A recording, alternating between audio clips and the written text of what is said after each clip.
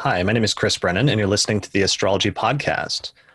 This episode was recorded on Monday, February 26, 2018, starting at 9:58 a.m. in Denver, Colorado, and this is the 146th episode of the show. For more information about how to subscribe to the podcast and help support the production of future episodes by becoming a patron, please visit theastrologypodcast.com/subscribe. In this episode, I'm going to be talking with astrologers Kelly Surtees and Austin Coppock about the astrological forecast for March of 2018. Hey guys, welcome back to the show. Hey, Chris. Hey, Chris. Hey, Austin. Hey, Kelly. Hey, it's been a whole month since I saw you guys last, and I know both of you have been up to a lot. Kelly, you didn't go very far because we did 2 episodes together already this month, and I think caught up a bunch of our listeners who are missing you during our January episodes. Yes, we did. We definitely made up for missing out on January for sure. Yeah, I've just been home. I've been teaching, seeing clients, and just kind of getting settled for the year, not gallivanting around the globe on boats like Austin, which sounds very fun. Right. Austin, you have been on vacation this past couple of weeks, right? Yeah, for about a week and a half now. And I'm actually still on vacation technically, although this is sort of half work, half vacation. Right. So you went on a cruise or something? I did. I went on a Carnival cruise, and I was on a boat for a week. As I was telling Kelly earlier, I got on the cruise the day before the sun entered Pisces, and so the first day that I woke up on a giant boat in the middle of the Caribbean, the sun entered Pisces. So it was it was all very appropriate. It was certainly the right time to enjoy aquatic life. Brilliant. That sounds like a good way to act in accordance with the transits at the time. And that was partially like an election, partially convenience, right? Yep. Cool. All right. And so why don't we get into things? So let's see, things to mention or like news and announcements. Kelly, you just did your Progressed Venus webinar, right? I did. We just recorded that last weekend. So the video recording is now available. And I was really happy with it actually, because we got to touch on, I felt like I was able to make it a really complete presentation. I did a very basic intro about how to figure out where your progressed Venus is at the start. And then one of the examples I used towards the end of the webinar was very fancy, like progressed to progressed aspects, just to show how involved you can get with that stuff if you want. So yeah, so that'll be a great webinar, whether you're new to progressions or you've been using it for a while. So that's now available just on my website. Awesome. Brilliant. Yeah, everybody seems to have really liked our secondary progressions episode, and I'm glad we got a chance to do that because I can't believe I hadn't done an episode on that topic so far. Yeah, it seems to have filled a gap, and we've had some good comments and feedback coming through. So yeah, thanks for having me for that. It was a lot of fun to do. Yeah, definitely. And Austin, are you a fan of secondary progressions? I use them. You're not a big fan though, are you? If I was as good as Kelly is with them, I would probably use them a lot more. Very, very nice. Very nice. No, I mean, no, literally, like that's a truth. It actually came up. I do a monthly live session with my upper tier Patreon patrons, and a bunch of people were asking me about secondary progressions because they'd heard the podcast. And I can do a little bit with it, and I help some people figure out what a station in the progress chart meant. But I was like, really, you should just get it from Kelly. Thank you. Yeah. It's funny, like I guess everybody has those little techniques that they just get connected to very early in their journey with astrology. Because I find these timing techniques, the more you use them, the more intimately you become familiar with the nuances of what they have to offer. Absolutely. Like people ask me about releasing techniques, and I'm like, you just got to go to Chris, or I'm not there yet. I can do a basic, this is kind of how it works, but if you want something really nuanced, I'm not the gal for you. Yeah, I feel that way too. Somebody asked me, I was asked twice over the last 2 weeks, who's the best astrologer? Oh my goodness. And and I said, well, it doesn't really work like that. I was like, I have people that I will go to for specific excellences, right? I was like, yes. if I want somebody's opinion about secondary progressions, I will talk to Kelly. right? You know, if I want someone's opinion about Hellenistic astrology, I will talk to Chris, you know, et cetera. And I named it like, these are my specialists. You know, these are the people that I trust to be excellent in their corner of things, as well as generally proficient. Right. I don't think there's a best astrologer. I was like, it's not like cage fighting. You can't just pit us 2 by 2 until a victor emerges. Right. Well, that's really funny because I was seeing some comedians talk about that recently, and they're talking about the difference between the comedy scene versus like boxing, where there's literally like a heavyweight champion who is recognized as like the best fighter at the time, or at least the one who's won all the fights up to that point. But when it comes to something like a timing technique, there's really that dual issue in astrology of, on the one hand, there's certain techniques that people become more interested in that really like speak to individual astrologers, and everybody gravitates towards or eventually finds that one technique or that set of techniques that really speak to them in terms of what they're trying to do with astrology. But then on the other hand, the other issue is just that the field is so vast that no one astrologer can master every timing technique and every astrological technique or branch out there. And so you end up needing to really decide at some point in your studies what you want to focus on and what you want to specialize in. Yeah, and I would say that that's in part a decision, and it's also in part just yielding to what you get the most out of and can see most deeply into. You know, like Kelly, you probably didn't sit down and say, I'm going to be a master of secondary progressions. No. You know, there are just certain things you're like, oh, that's really interesting. And you find yourself spending more time with it. And then maybe that's where the decision comes in. You're like, oh, I guess maybe this should be kind of my thing. Like with Decans, I was interested in Decans at 22. And I ended up writing a book about them 10 years later, but that was because I'd been interested in them like as soon as I discovered them. Yes. Oh, by the way, 36 Faces is sold out. Sold out, sold out. No more print runs? The publishers sold out. The publishers distributors sold out. I have like a box or maybe half a box, maybe like 10, 15 books that I will sell most of back in my office, but they're pretty much gone. All editions. Wow. So that's fun. Yeah, I actually Thank you. I had a student who contacted me recently looking for it, and he said he couldn't find it anywhere. Did he get in touch with you? I don't know. I had several people since the publisher and distributor ran out. A number of people have contacted me. So okay. And I just got off a boat yesterday, so I have not caught up fully on emails. Yeah. Well, I hope you do another print run or something at some point, because it was a great book and a great resource. So yeah, hopefully it stays in circulation, although it's good for us that have that super rare first edition then. Yeah. You can maybe sell it and buy 3 of the second edition. Right. That's not a bad idea. But we're thinking about whether we're going to do a second print run or a second edition and when and all that. So that's in process. I don't intend it to be out of print for terribly long. No. And then you have another possible publication in the works as well at some point. Yeah, I've got a couple small projects, but I've been thinking for most of the last year about putting together a mansions book, parallel in some ways to the way that the Decans book was constructed. A little, maybe 100 pages of history, and then a look at different systems and what should we say, where they cohere and where they differ, and also putting in some material about how to use them natally and electionally. Brilliant. All right. Fantastic. Well, that would be great.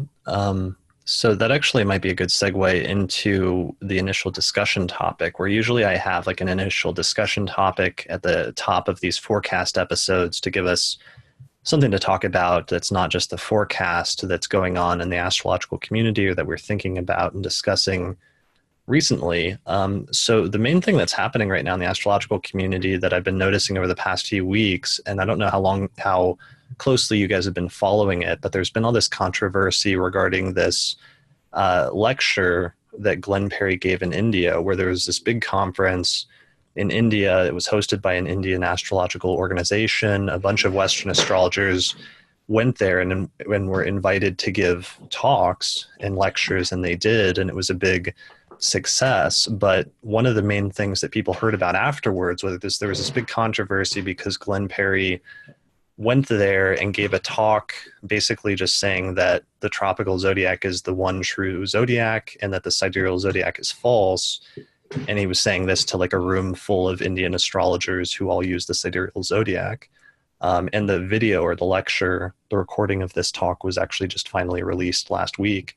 Have you guys seen it, or have you guys been following this at all? Do you care? I think I saw that controversy was beginning just before I left, but I've been blessedly free of controversy for approximately a week and a half. I guess welcome back. Here's right. the latest drama. welcome back to land, and here's a controversy in the astrological community, or another one. Yeah, I missed it. I seem to really be late to the controversial party every time there's a controversy. And then I'm like scrambling around like, what's going on? I'm like the dazed kid in the corner reading a book or some trashy magazine. I don't want to sound intelligent because I'm usually distracted. Right.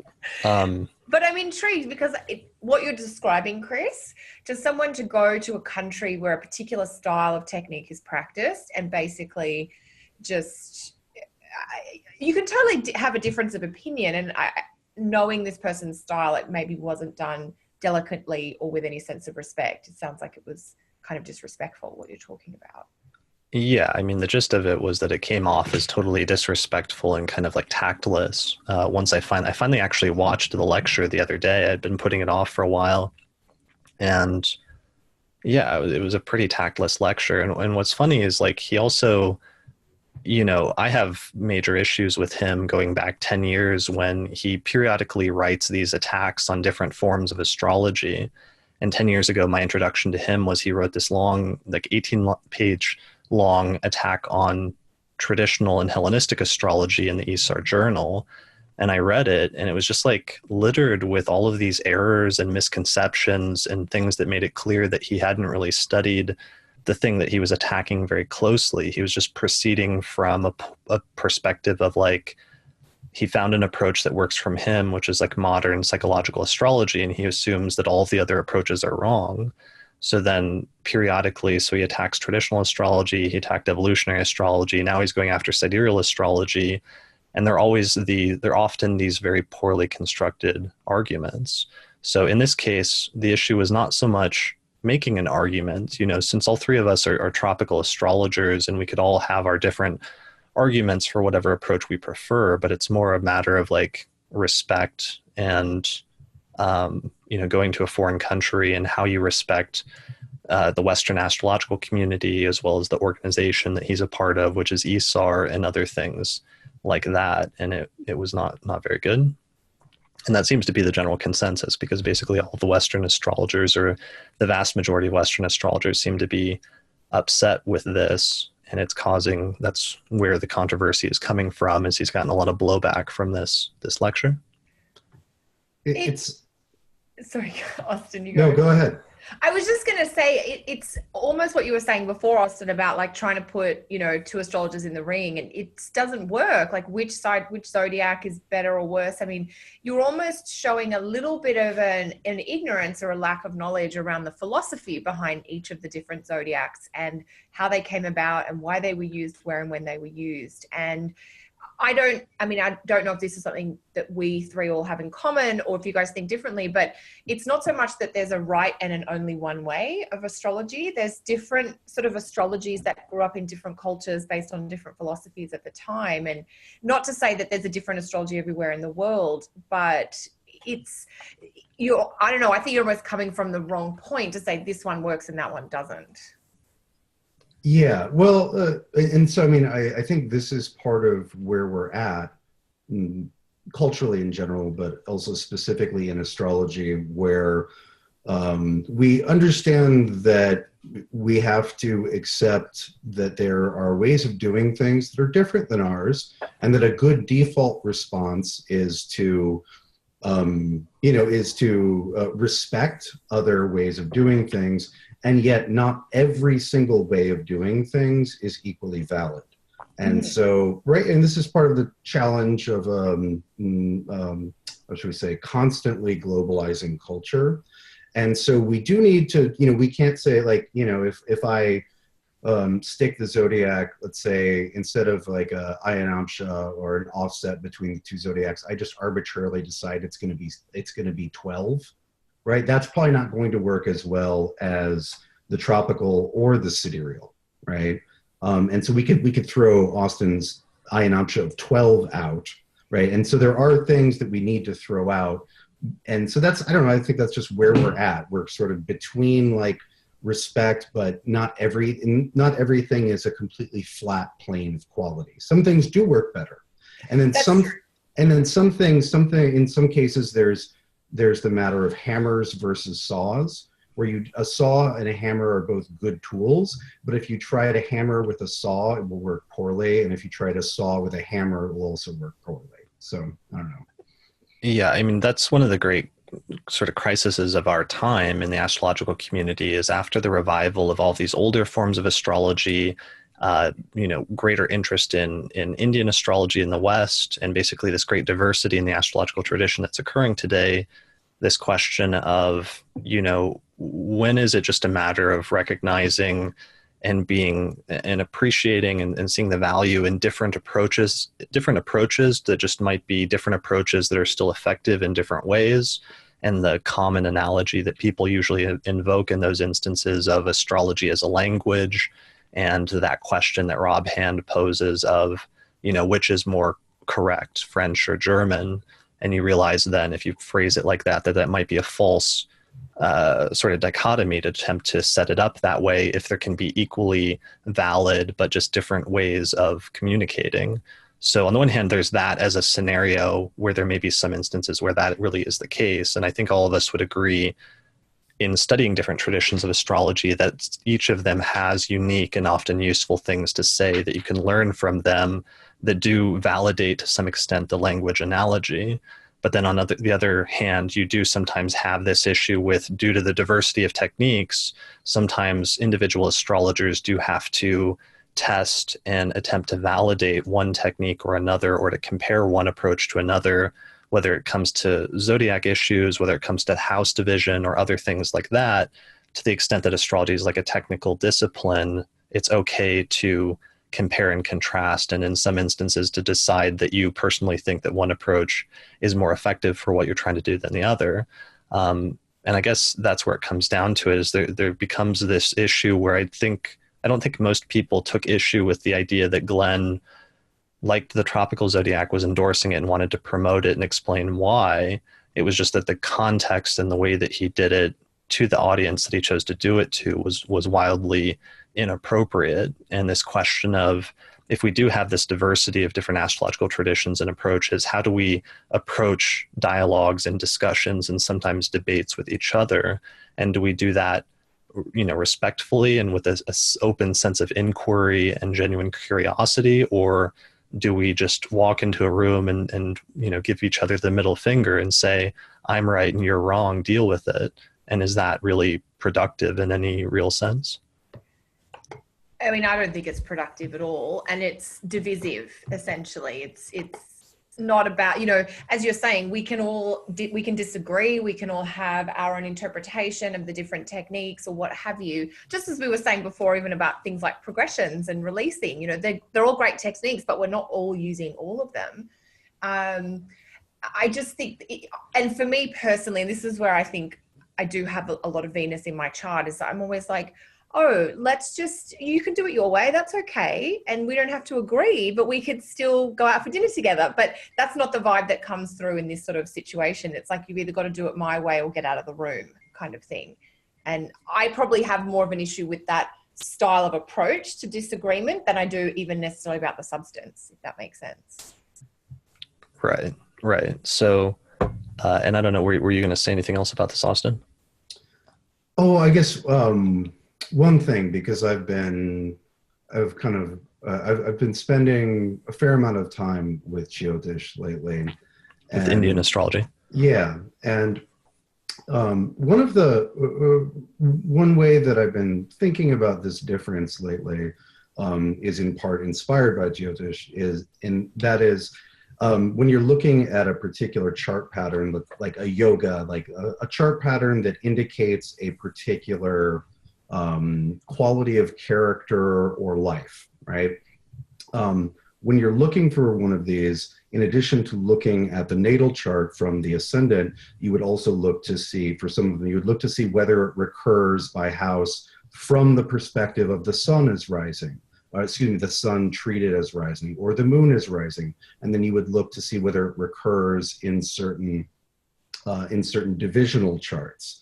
And so, the idea is that although the natal with the ascendant is sort of the master chart, you check the opinion of a great number of other charts to confirm or deny the pattern that you're seeing. And so it seems I sort of have come into a habit of just looking to see whether a particular chart pattern recurs in both the natal, both the tropical and the sidereal natal, as well as these others. Does that make sense? Sure. Yeah, definitely. And I mean, that's one of the questions then, is like, that's a solution, and that's a possible solution to this issue. And it seems like different astrologers develop different solutions when presented with this problem, and that sort of dialogue that develops around it. Yeah, I wouldn't be so final as to call it an answer or a solution. It's more sort of like a working approach at this point in time, because I'm not willing to trash one so I can just do the other, so I can just do one and then trash the other. And so that's just sort of like, if we're going to say these are probably both valid, how do we then work with that assumption, right? And that's sort of where I'm at today. Right. Well, and one of the things that you're actually doing is you're actually studying Indian astrology in order to understand how the sidereal zodiac has been used in that context in the process. And that is something that Glenn didn't do, because he thinks Indian astrology is dumb, because he thinks traditional astrology is dumb, and he doesn't have any qualms about attacking those traditions before studying them, basically, is the recurring theme. Yeah, well, and if you're going to, go to the bother of critiquing something, you need to get to know it very well. Right. Theoretically, right? Yeah, well, it's almost like the bad attacks on astrology, where they're like, the zodiac's changed, y'all. We're like, yes, we know, we're using the tropical zodiac. Like, that's not a critique, right? Or they proceed assuming that astrologers aren't aware of precession or don't know what they're doing. Right. And, in India, the Indian astrology, they do know about precession. This isn't like a truth bomb that anyone has dropped. It's in very old texts where they're just like, we're not using that. This is a thing. This is the yearly zodiac. We're using a different tool for this job. So. Right. Well, or even, skeptics commonly allege that astrologers don't know about precession, even though there's been so many famous astronomers down through history that use the tropical zodiac. And we're very aware of precession, from Ptolemy to Kepler to, Galileo or what have you. Galileo didn't know about precession. Right. Yeah. Anyway, so somebody in our live audience of patrons just gave the link to the transcript of Glenn's talk, but I actually would not recommend reading the transcript, because he tried to promote the transcript early on when the controversy first erupted and everybody on Facebook started hearing all these complaints that he'd given this really offensive lecture in India. And so one of his strategies was to release a transcript right at the start, but the transcript's actually misleading, because he actually had a bunch of subtle things, including a bunch of images in his slides that you actually need to see in the video in order to understand the true effect of the talk. So I would not recommend actually just watching the transcript. One of the slides, actually, the very first diagram he used in the talk when he first starts explaining the difference between the sidereal and tropical zodiacs, was actually an image that he ripped off from an article that I wrote on my website. So that was actually an interesting... that would have really annoyed you to see. Yeah, especially given my history with him, and him writing that attack on traditional astrology 10 years ago, and me writing a long response to it where I pointed out all of the mistakes that demonstrated that he hadn't studied traditional astrology before attacking it. So I've actually done a follow-up for this talk now that I watched it, and I recorded a 2-hour commentary discussion analysis of his lecture last night, and I'm trying to decide whether to release it right now. So if I decide to do so, I'll do so sometime in the next few days. So that may or may not be an episode of the podcast coming up soon. And then I'm sure that'll lead to further discussions. All right. Totally. So let's move on. Oh yeah, the only other piece of news is that the Regulus Award voting just closed today, actually. So I don't know if did you get ballots? Are you guys members of those orgs? I think so. I believe I am. I've been kind of out of it. I mean, I've been geographically out of it, and the previous 2 months were one long work bender. So I might have ignored those emails in favor of more pressing matters.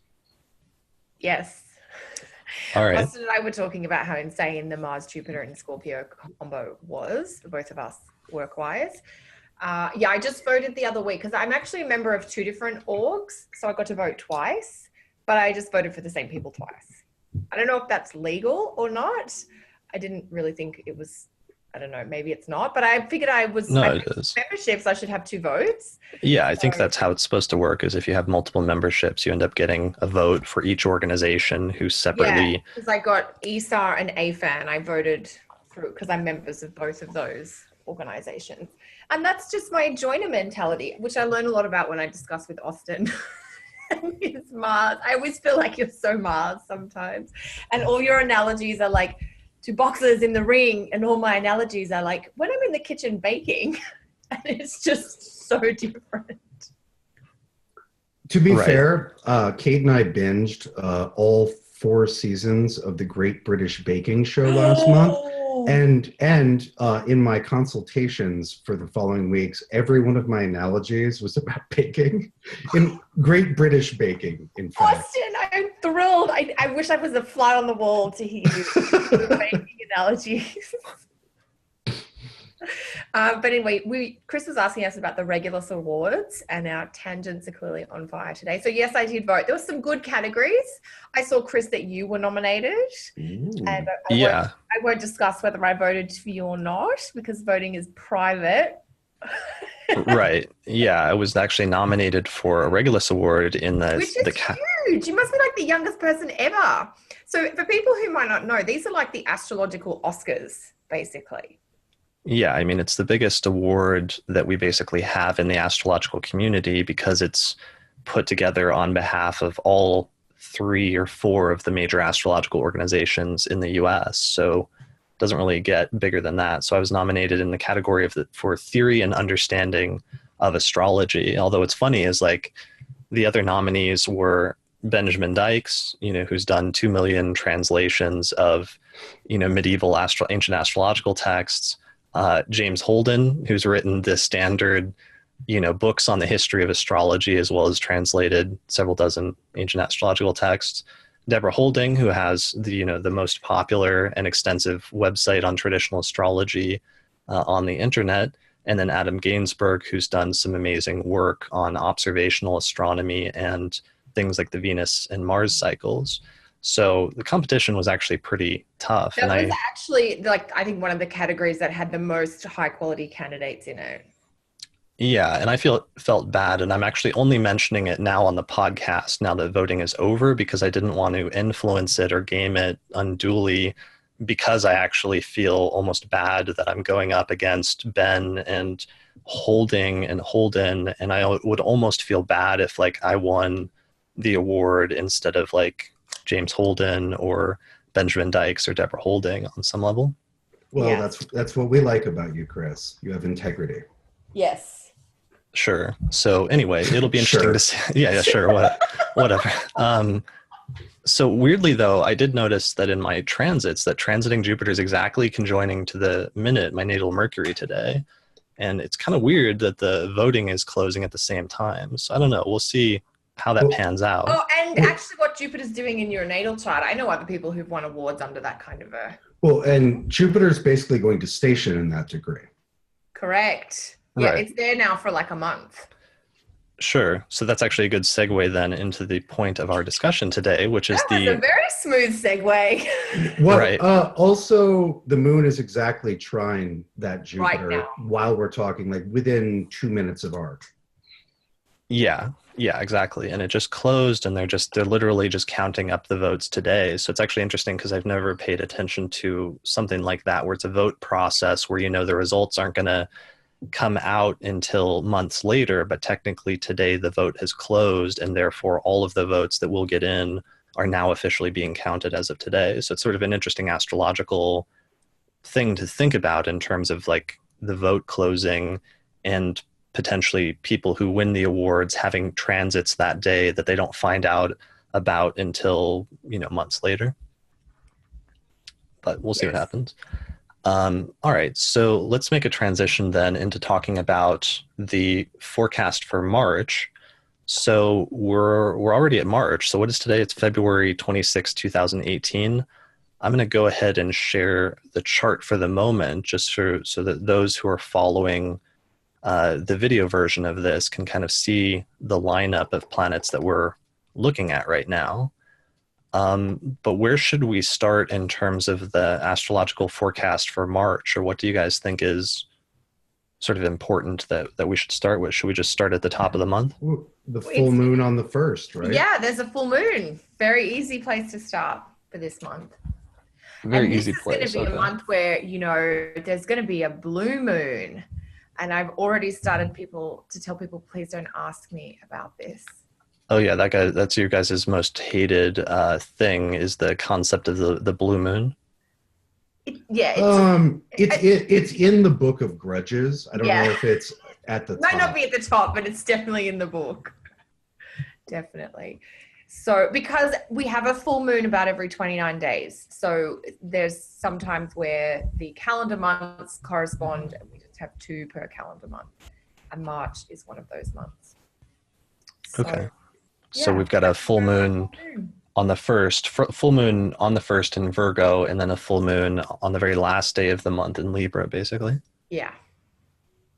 Got it. Okay. So go ahead, Austin. I was just going to say one introductory comment about March this year is many of you probably heard the old saying, like in like a lion, out like a lamb, referring to the weather in March.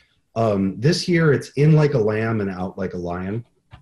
Things get steadily less chill as the month progresses, although they start pretty chill. Yes. Yeah, it's interesting. My 1-sentence summary for March is it's a month in 2 parts. Absolutely. There is the first half of March, and then there is the second half of March, and they're very different. What's the major, just to give us a preview, what's the major distinction? I think it's the shift of primarily Mars into Capricorn on the 17th, I think, if I've got that date right, mid-month. And then we also have a Mercury retrograde start at the end of the month. We've got so much Pisces energy at the start of the month. We're all in the pool and we're happy because the sun is shining. But then we get the segue with Mercury and Venus going into Aries. But it's primarily the Mars split that I think really changes the vibe.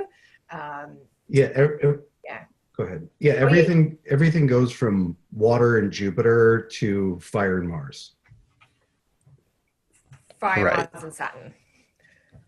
Right, that makes a lot of sense. We have everything in Pisces, and then very quickly all those inner planets start shifting into Aries, and at the same time we get Mars not just shifting into Capricorn, but going into Capricorn where it meets up with Saturn pretty soon after and starts getting ready to turn retrograde before too long later in the year as well.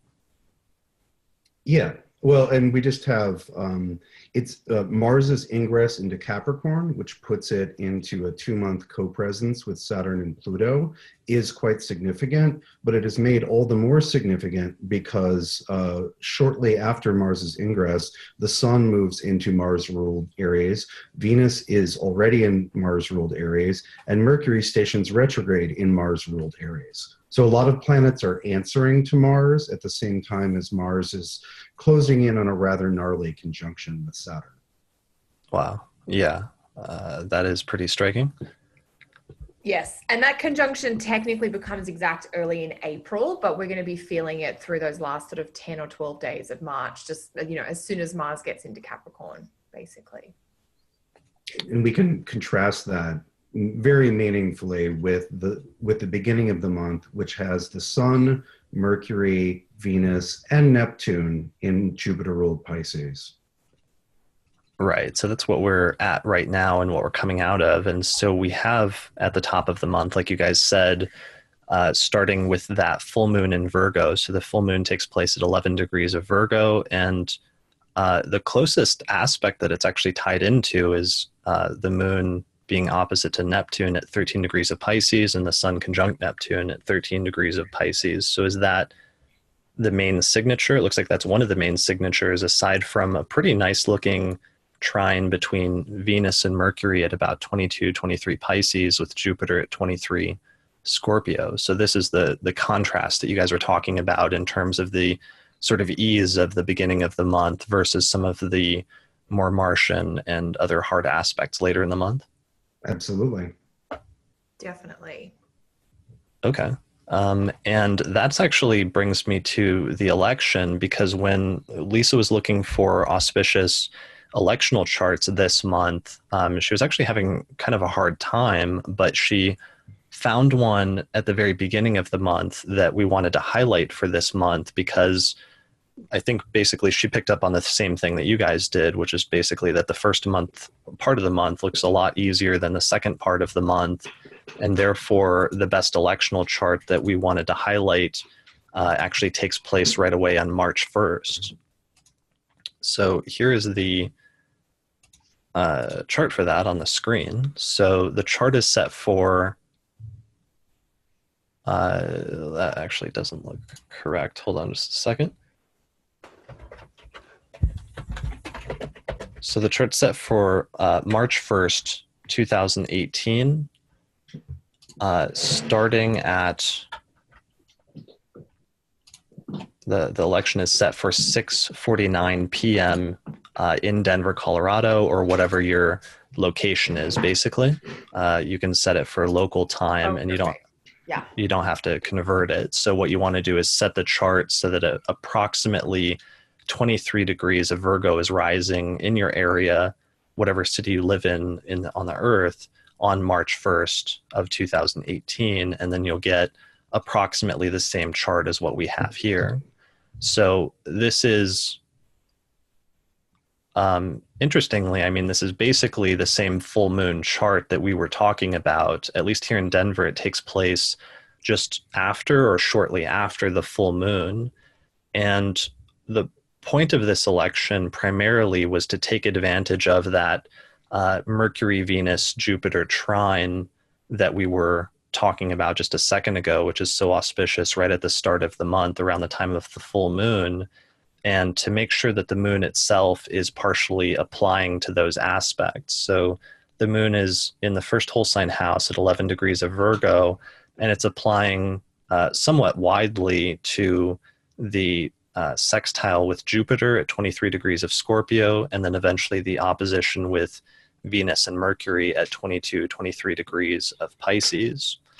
So the other thing about this election is that it has Virgo rising with Mercury ruling the ascendant, and it's placed in Pisces in the seventh whole sign house, which is not amazing in terms of zodiacal strength. But what it is very good for is Mercury is applying next to a trine, a very close trine with Jupiter at 23 degrees of Scorpio with reception, which then heightens or strengthens the connection between Mercury and Jupiter.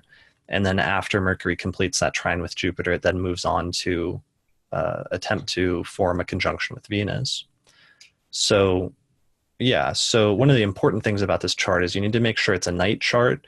So this is set so that it takes place shortly after sunrise, but it's actually very crucial that you make sure that the sun has already set and it's well below the horizon by the time you do this election. So that's why we set the ascendant at 23 degrees of Virgo.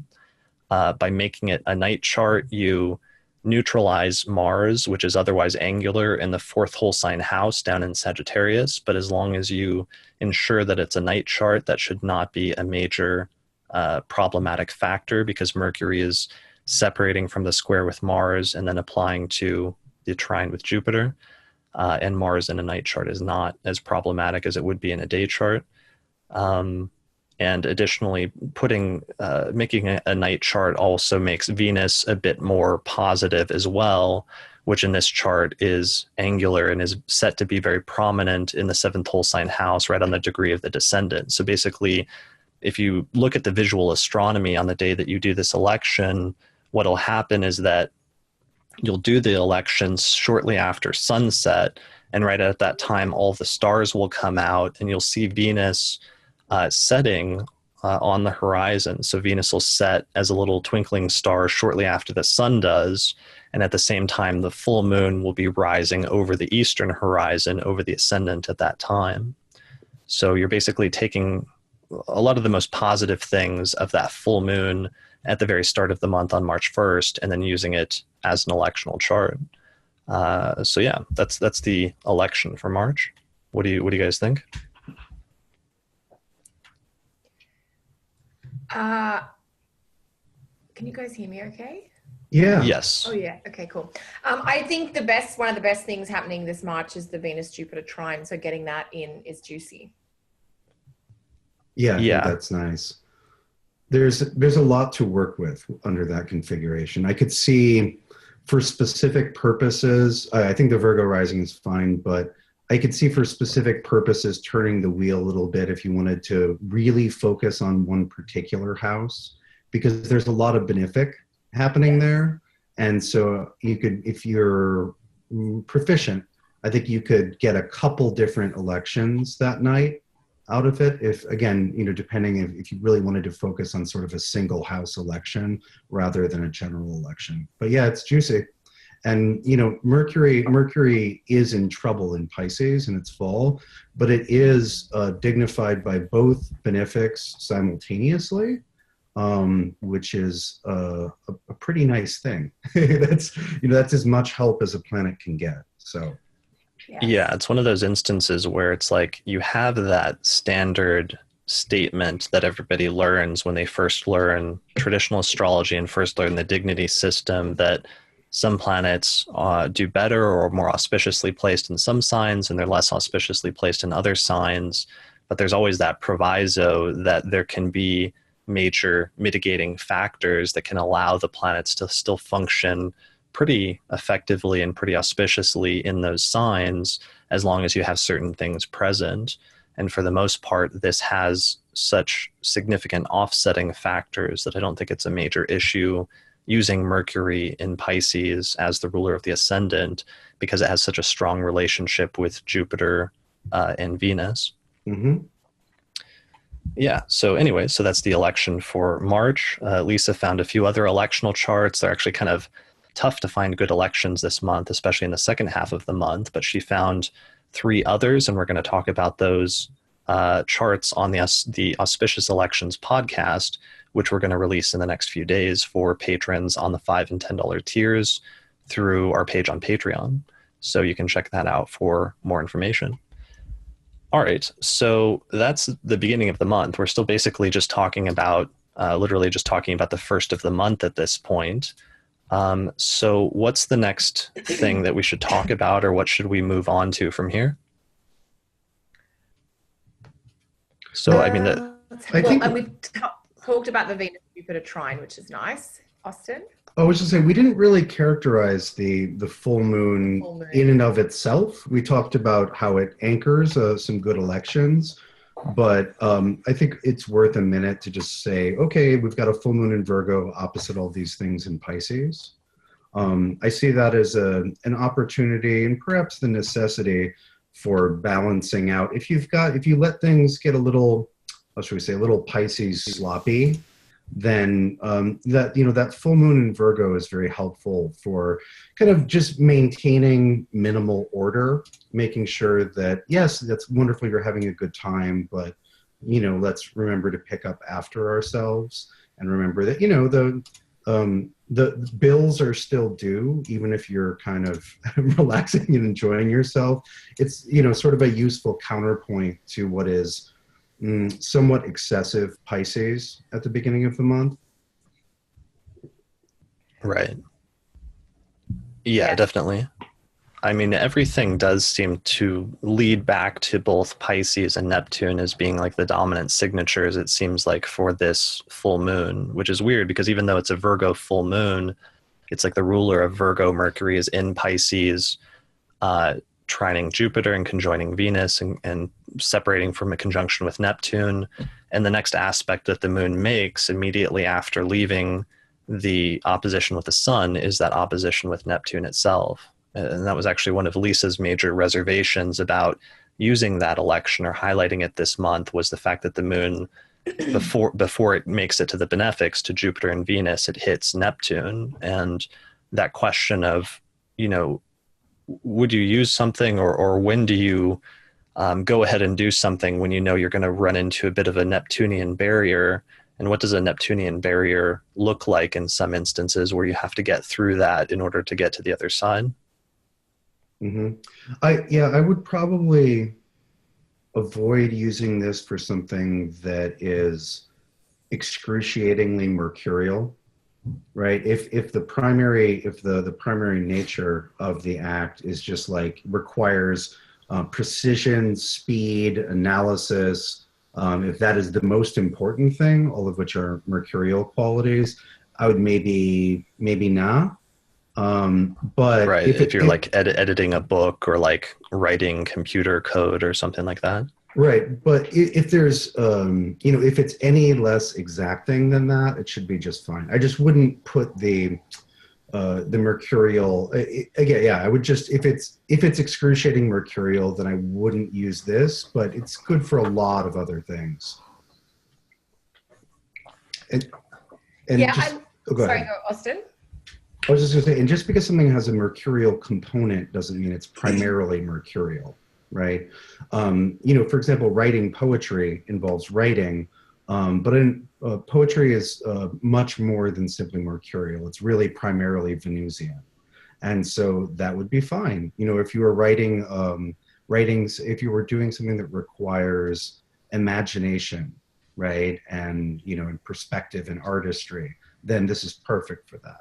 But if you're writing, again, I think computer code is a good example of maybe not, Chris, as well as, if you're doing your taxes, this isn't the best doing your taxes election. Right.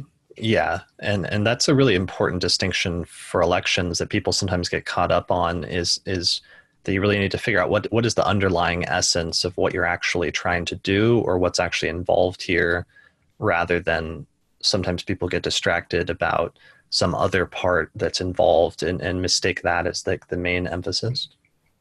Yeah, with this one, I would say lead with Venus. This would be best for Venusian elections and sufficient for a number of others. Yeah, I mean, it just strikes me that with the rulers of the 1st and the 7th also kind of applying, that this would be really good for a relationship, romantic type election. Date night.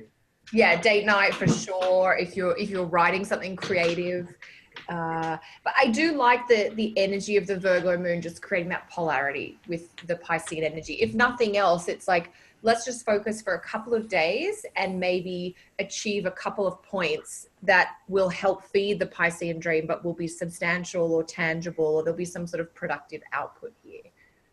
So I think that's a nice counterpoint to, I mean, the Virgo moon is always a nice counterpoint to Piscean energy, but this year we've got an excess of Piscean energy while that Virgo moon happens, which we don't always have.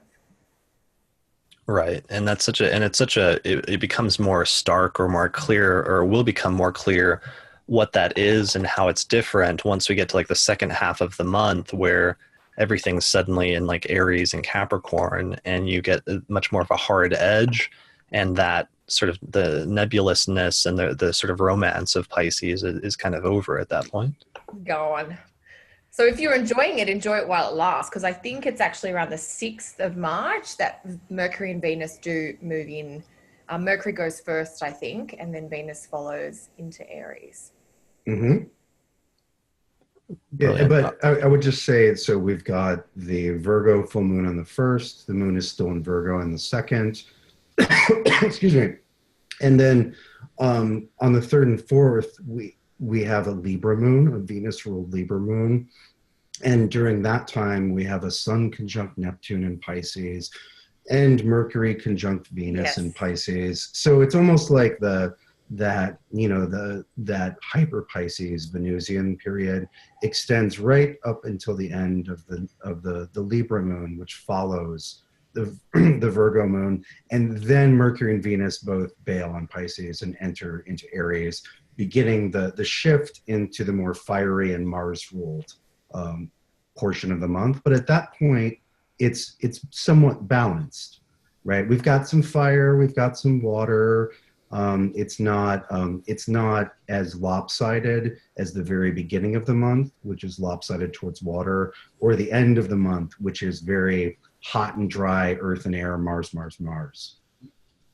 Yes.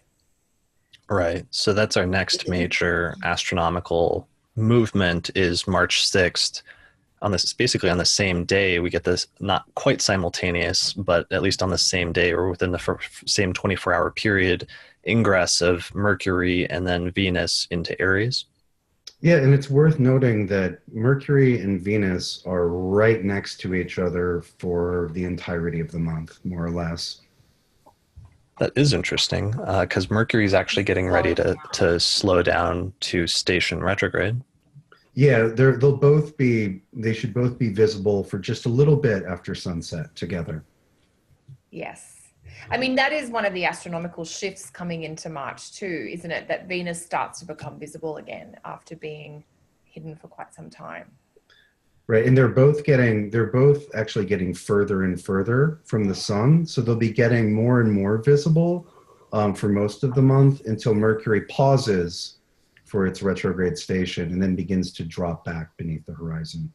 Yes, and Venus will carry on further. But Venus is moving relatively quickly right now, so she can keep pace with Mercury. And Mercury is slowing down. He's slowing down. So they're running together. But I think the shift, so Mercury and Venus, I always think of planets moving out of Pisces and into Aries. It's like they start to dry out. So the inspiration or the feeling or the intuition or the creativity, that starts to subside. And once we get into Aries, of course, we're more about taking action. There's more of a decisive quality. Not necessarily saying that Mercury going into shadow is super decisive, but there are a few days there when Mercury just gets into Aries before it hits what will be the start of the technical shadow point.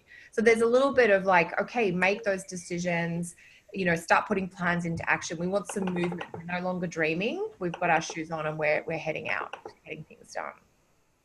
Yeah, definitely. When I think of the Pisces Aries cusp, I always think of that evolutionary scene where the fish with bony fins kind of like clomps up onto land. You guys remember that's that from great image. Yeah. from science class? Yeah. I'm not sure if that's the way it happened, but I remember that image, and it's sort of awkward at first, but give it a million years, right? Yeah. And that fish will grow horns. But it's a nice concept, like, because the expression of that planet evolves as it changes signs. So yeah. And the flip side is wherever Aries is in your chart, you've now got the presence of Mercury and Venus before we get too het up with what Mars is doing. So, and just a bit about, and so technically we have 2 Mercury-Venus conjunctions this month. We have one in Pisces and we have one in Aries. Yes. And I personally like Mercury-Venus conjunctions quite a bit. I find the writing comes much easier. And also often the speaking, whatever, in this particular one, Venus is the stronger of the two while they're in Pisces. And then Mercury's a little bit more fit in Aries, as Venus tends to find Aries a little bit irritating. There's some chafing with the martial nature of Aries with Venus there. It's the traditional detriment. But the two are good for, I don't know, polishing your silver tongue, or doing some nice writing. Doesn't have to be absurdly poetic, but something where a little bit of an aesthetic edge is appropriate. One of the examples I I always like to use, and that I used in my book, is that the poet T.S. Eliot has a Venus-Mercury conjunction right on the degree of his ascendant in Libra, or had a Venus-Mercury conjunction right on the degree of his ascendant in Libra. I just thought it was a good metaphor for that, and the sort of poetry that comes along with Venus and Mercury that you're talking about here. Yeah, I believe that Clive Barker also has a Mercury-Venus conjunction in Libra, although I think we're not so sure about his birth time. But even though he's a horror writer, he has a very luxurious and poetic style of prose. And I think that's the key thing here with Mercury Venus in aspect, is that it adds that magnetic, sweet, I want more quality of Venus to the Mercury, which is the words or the prose, whether it's written or spoken. Because I do find the same thing, Austin. Mercury Venus, the conjunction or the sextile, can be great. I mean, it's a lovely signature in a natal chart for that artistry or that way with words or that creative crafting component. And I hadn't quite pulled it together the way you were sharing here, that Mercury and Venus are going to basically skip along together for this month, which just makes that energy available to all of us. Yeah. Oh, so one thing that just occurred to me, just from the reverse point of view, not what Venus offers to Mercury, but what Mercury offers to Venus. Mercury offers a technical perspective to artistic Venus. That's beautiful. I was just thinking about this because Kate, my wife, has been working on learning piano, and my dad's learning a new style of guitar, and I was like, oh, that's the technical. Those are the technical requirements you need to install and internalize before you can, make the beautiful music. That's a really good point. And the same with writing, that you have to know how to put sentences together or how to use words before you can create a piece of writing that is pleasing to read or pleasing to hear. Yeah. So both sides, right? So if somebody wants to, if you wanted to start learning an instrument, or you want to get back to learning an instrument, Mercury-Venus conjunction election would be a great time to do that, because that's about the union of those two principles. Sure. So it looks like the first Mercury-Venus conjunction occurs around March 3rd. And that one's interesting because Mercury is moving faster than Venus, and Mercury overtakes Venus at about 26, 27 degrees of Pisces. And then that's around March 3rd, March 4th. And then later in the month, they both go into Aries. And then Mercury starts slowing down while Venus is still speeding up. And Venus actually ends up catching up to Mercury and overtakes Mercury. It looks like that takes place, about March 19th, March 20th at about 16 degrees of Aries? Yeah, because Mercury's just in station then, and Venus hotfoots it over Mercury. Okay, right. So that's actually the stationary, the degree that Mercury stations at is 16 degrees by about March 22nd, March 23rd, but Venus is already conjoined Venus basically in that degree back around the 19th. Yes. Yeah. Interesting. All right. And I mean, that's an interesting in and of itself, just in terms of there probably being more of an interpretive difference, where obviously that comes up very clearly in horary astrology, where it matters which planet is applying to which planet, or which planet's receiving the aspect of which planet. But it's interesting thinking about, when you read in just like the cookbook astrological discussions, it just gives one delineation for Mercury conjunct Venus. But what is the interpretive distinction between Mercury conjunct Venus, where Mercury applies to and conjoins and overtakes Venus, versus what happens when Venus actually applies to and overtakes Mercury? Yeah, well, and also, if we're looking at it from a more horary perspective, you have the two coming together, separating, and then coming back together. Yeah. Right. So if you're looking at a horary chart and you're like, Mercury is separating from Venus, not really. Like, that's the space in between two conjunctions. So it's actually applying while it's separating. Right, because if it was like a relationship horary, and it's like, will these two people get back together, or will X and Y individuals reconcile, and you saw them separating, it might indicate coming back together, then separating, and then coming back together again, or something like that, in terms of it describing symbolically a sequence of events? Exactly. Interesting. All right. Well, so that's right at the beginning of the month, and we're focusing mainly so far on Mercury and Venus, but pretty soon after that, another relatively major astronomical event takes place pretty early in the first week of the month, which is Jupiter stationing retrograde in Scorpio at 23 degrees of that sign, right around March 28th, March 29th, right? All right. So this is our first station. It's now been a few months. It's been several months at this point since Jupiter ingressed into Scorpio last fall.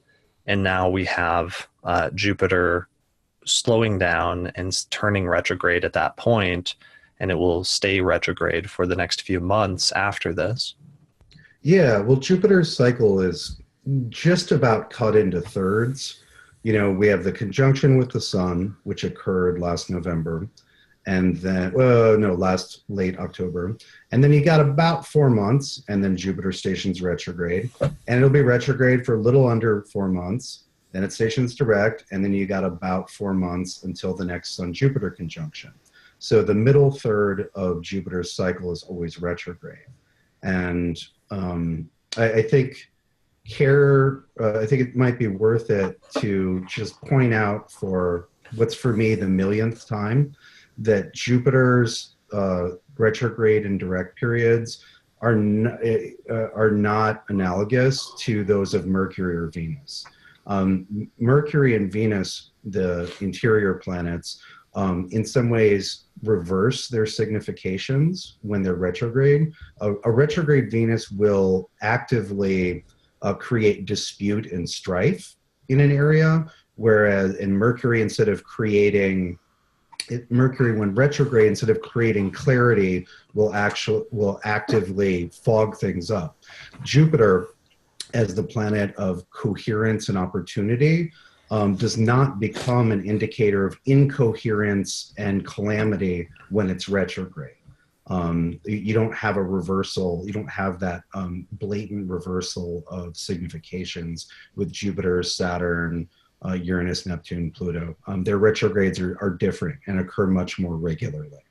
And so I wanted to point that out. It is that retrograde phase is different in quality, but it doesn't turn a benefic into a malefic. Kelly, how do you look at Jupiter's retrograde phase? Yeah, look, I think the phase is interesting to note, but I agree with you. It's something you sort of say to students all the time. Like a Jupiter retrograde or a Saturn retrograde does not have the qualitative difference necessarily that a Mercury or a Venus retrograde. Also because, Saturn and Jupiter are retrograde a much more substantial portion of their time. So other than the station points themselves, which I think are perhaps the more significant, that sort of pausing and holding and emphasizing that comes out of those station degree periods. Mercury can be effective Jupiter, I beg your pardon, can be effective when retrograde.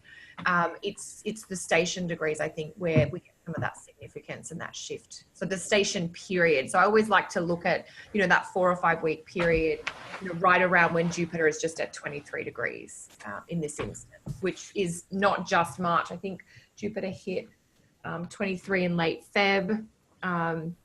And, basically from late Feb to the end of March, Jupiter is just at 22 or 23 Scorpio. So I don't have that worry that some people do. Oh my God, Jupiter's retrograde, the sky is falling. It's just going backwards. Like you get a chance to re-emphasize, focus on the house that it's triggering in your natal chart or any planets that it might be directly activating. Yeah, what I often see with the transition from Jupiter direct to retrograde is that Jupiter direct, after it comes off of that conjunction with the sun, often introduces opportunities either for exterior growth or interior growth or education. And then when it hits the retrograde phase, you're looking at, should we say, making good on the opportunities that have introduced themselves, or getting through the tougher parts of of a program to educate yourself or to take in new material. And Jupiter retrograde tends to be a little bit more complicated. And how should we say, progress tends to be a little more curvy or crooked, a little bit less linear. But it's not, it's still a road to Jupiterian, things. It's not like a road to ruin. It doesn't become the road to Saturn, for example. No, it does require more of you, perhaps. There's particularly Jupiter and Scorpio, I think it's such a, you've really got to either to dig deep or to do the work or to, make sure there's substance in there, essentially. Yeah, totally. Yeah. I liked what you said, Austin, about the different type of focus of the Jupiter conjunctions with the sun based on whether it was direct or retrograde. Oh, thanks. Yeah, nice stuff. Yeah, and that idea also, I like that you brought up, Austin. One of the things that it is similar to, where it does import something that's similar formally from like the retrograde cycles of Mercury and Venus that we see, is sometimes something happening at the start, like when the planet stations retrograde, or an attempt being made to do something, or the initial effort to do something that isn't brought to completion and then is later revisited in some way later on in the year when Jupiter eventually returns back to that degree that it's stationed retrograde at. That's something I have seen especially common with Saturn and Saturn's retrograde degrees, and then returning back to those degrees, because it's really just going back over, returning to, and re-emphasizing something that was already like a note that was already struck earlier. But with Jupiter, I think you can see similar themes sometimes, and that doesn't necessarily have to be a bad thing, but it's just important for people to pay attention to if they do have something sensitive that specific degree is hitting of 23 Scorpio, that any events that take place around the time of that station could end up having broader long-term impact than you might anticipate at the time. And you may find yourself revisiting it again later in the year when Jupiter returns back to that degree one more time. Yeah, totally. And I would just like to add that when we're looking at Jupiter transits, because Jupiter is a benefic, it is the greater benefic. A lot of times we're not dealing quite as much with stuff that just happens to you. Both of the benefics, but Jupiter in particular, often have a more volitional or voluntary quality. If we think about Jupiterian figures or people who exemplify Jupiter, they're often successful at what they try to do. We can imagine circumstances like winning the lottery where good happens to you, but as a default, generally good is what you create. You are successful in what you intended, and then the bad is stuff that happens to you. And I notice sometimes when I'm talking to people about Jupiter transits, they're like, well, nothing good happened to me at that time. Whereas Saturn is very easy, because Saturn very often happens to you rather than you being the Saturn that happens. And that, again, we're talking about growth or education, all these Jupiterian significations. These are things that you do. And it's nice when the world cooperates with you, and that's part of what Jupiter transits are about. But it's, Jupiter's hermetic lot is the lot of victory. And victory cannot simply happen to you. You have to try to win, right? And then victory is what happens when you succeed at winning. Right. Well, and I think that brings up a quote. Jupiter people are often described as lucky, or you're having a Jupiter transit and you're supposed to be someone who's blessed by luck. But then there's this explanation that being lucky is sort of, luck is what happens where opportunity meets effort or preparation. So I totally agree with you, Austin. And I love how we're sort of basically fleshing out the idea of what a Jupiter transit is, because, it's about, there's an opportunity to collaborate. There's an opportunity to get things done where there's more support or more help or more on offer to you at this time. But it is a good point to keep in mind that if you have a planet, around that 22 or 23 degree marker of Jupiter, there's 3 hits to that Jupiter transit, and it won't complete until the final aspect later in the year. So there's a lot in there. But yeah, it's a good reminder too about the lot associated with Jupiter is about victory. But victory doesn't happen to people who stayed at home watching TV. Victory is for people who got out there and gave it a shot. And actually, oh my God, I have a really funny story about this. You know, the Winter Olympics are happening right now. Yeah. And Australia is a really summery country. And so I'm always getting questions like, do the Australians put a team in at the Winter Olympics? And I'm like, look, we do. Australians are very good at like things like snowboarding and the half pipe, like the aerial types of stuff. But then I always throw out, oh, but you know, Australia's won a gold medal in the speed skating too. And people look at me like I've got three heads. Like, Kelly, you're having a Piscean fit of fantasy here. This cannot be possible. And I'm like, no, we really did. And this is the idea of the luck, opportunity, preparation all coming together. It was maybe 10 years ago, the athlete is named Steve Bradbury, and it's the short track speed skating. He's coming last. There's 5 people, but he has made it to the final. That's what I said. That's his effort, is he got himself into the final. And one of the Chinese guys trips the US guy, and the first 4 people on the last lap, they are coming around the last bend. Oh, right. I remember this. Stack it. And Steve Bradbury, so far behind them all, keeps his feet and gets over the line first. And he gets the gold medal. And the person who gets the silver and the bronze, they actually cross the finish line on their ass because they haven't got up from falling over. So that's a great example of this idea of, you know, yes, he got lucky, but he did the hard work to get there. So. Well, he didn't wait at home and wait for the gold medal to be delivered to his door. He did not, absolutely. He went to training every day for probably 4 years, like everyone else did, and he just slogged it away. So yeah, that's a good example of what you're saying, Austin, I think, where, you know, you've got to do the work. You've got to be in it to win it, basically. And that's true. People sometimes think with a Jupiter transit, but it didn't happen. Like, but what did you do about it? Well, and it's that, and also it's like goods are experienced in a way that's more subtle than bad things. And I think that's one of the really tough things astrologically, especially when like talking with a client, or that was always one of my biggest frustrations talking with clients, is that people readily recognize challenges and hardships and difficulties in their life because they're very easy to identify and to, you know, just see.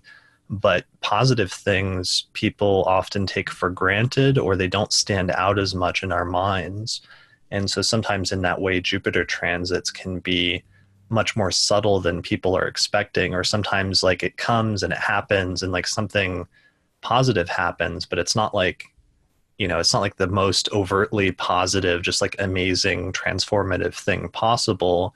And so people just kind of shrug and they're like, oh, okay, I guess that's good. And yeah. Yeah. Well, yeah. And just kind of circling back to the original point, you don't need to participate at all in having something terrible happen to you, right? Like you can just be in a car accident, and that's enough. You don't need to like work on that. Whereas to experience success, you had to have picked something and put effort toward it. You know, Saturn doesn't need your help, right? Mars doesn't need your help to enact its significations. Whereas with Jupiter, it's you know, you kind of have to participate, unless we're looking at the extremely rare, you know, lotto win, and even then you have to buy the ticket. You know, it's not like somebody will, even if, like, let's say somebody has Jupiter in the second for a year, or, you know, it's transiting the second for a year. It's not that, like, that will probably be a better year for money, but it doesn't mean that people will drop off bags of money in front of your door regularly. No. It means that your efforts will meet with greater success than whatever your baseline level is. Right. You can get a bigger bonus this year than you might normally, but you may equally be working harder for it. Or one of the things that's funny is I was talking to somebody recently about, they had like a Jupiter transit, and it was really positive in their natal chart, but it was in their 5th house, and both of their children had really good, fortunate things happen at that time. And the person was like, oh, okay, well, it's good. It's something good in my chart that's showing up in my chart, but it's actually happening in their life, and it's not that positive for me. Or I've seen people do that with like 7th house transits, and something really positive happens to their partner. That I've seen that so often, Jupiter in the fifth, and that I start including it now in my standard interpretation. Jupiter in the fifth, something good can happen to you around fifth house stuff, or one of your children is going to get an amazing opportunity. Yeah. And the other house area, I've seen it show up a lot that I now included in my interpretation, Jupiter in the eighth house. Your partner gets a financial windfall or bonus of some kind, basically. So you don't get the benefit, but your partner's rolling in it for whatever reason, which right. Well, I mean, it should be a benefit, I guess, too. You know, that's really funny because, so I have Jupiter in my fifth this year. Scorpio is my fifth, and I don't have any children, but I actually didn't connect this until just now. A good friend of mine has 4 children. The 4th just arrived in December, and I've been like really into his kids. I'm like, oh, you know, how are they doing? Da da da, blah blah blah. You know, that 3-year-old is just so adorable, like to the point that I'm annoying Kate. Right. And I hadn't connected that, like, oh, Jupiter's in your 5th house, dummy. Like, yeah. You know, of course you're like extra Jupiterian around kids. Right. That's one of the really difficult things in terms of researching astrology, though, is like, the person, it may be happening, the chart may be showing something that's happening like tangentially in somebody else's life that they're connected with. And, you know, if you're researching that, is the native aware of that, or are they going to report it accurately in terms of what happened in that time? Or if you say something positive happened in the sphere of children or in the sphere of relationships during this time frame, and they report saying, no, I don't recall anything happening objectively in my life at that time, but it was actually happening like in the life of their partner or their children or something. It can be a frustrating issue or a challenge in terms of researching astrology. Yeah, well, it reemphasizes what astrology is actually designed to show you, which is the life. It's your life. It's not just you. To a certain degree, you are one of the 12 houses. And then there's the rest of your life, right? I think people, probably partially because of the culture and partially because of certain styles of astrology, want everything to be happening to them rather than to be happening within the container of their life.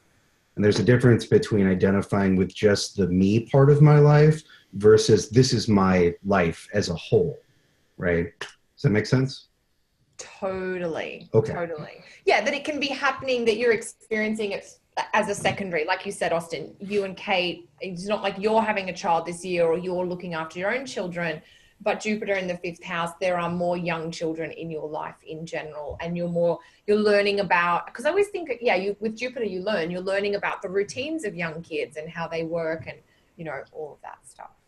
Yeah, and I'm more interested in being a benefic towards them rather than be like, yeah, those are my friends' kids. That's fine. Let's go hang out. No. Right? You want to take the kids out. You want to buy the kids treats. You're like, oh my God, this kid would like this toy or whatever. Well, let's not go crazy.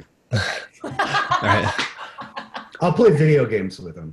There you go. That's a good thing. Make sure no one dies, while mom and dad run to the store. Correct. Yeah. And honestly, it's funny, I'm learning about children a lot because my brother's now got 2 kids and my sister's got one on the way. One of my sisters has got one on the way. And honestly, when you've got a couple like my brother and his partner, just being there and saying, I'll play with these kids. You don't have to worry about them for a couple of hours is like the best gift of all. Anyway, this could be the Jupiter Transits podcast, Chris. Yeah, I know. It's basically turning into that and the other people, stuff happening in other people's life and showing up in your chart podcast. And it is, this month, to bring it back to our stated topic, this is a Jupiter station month. So whatever Jupiter and Scorpio is doing for all of us, we're getting a bit of a punctuation or an emphasis around that this month. Yeah. And like, as I just experienced, maybe the station will serve to point out what Jupiter has been doing since October.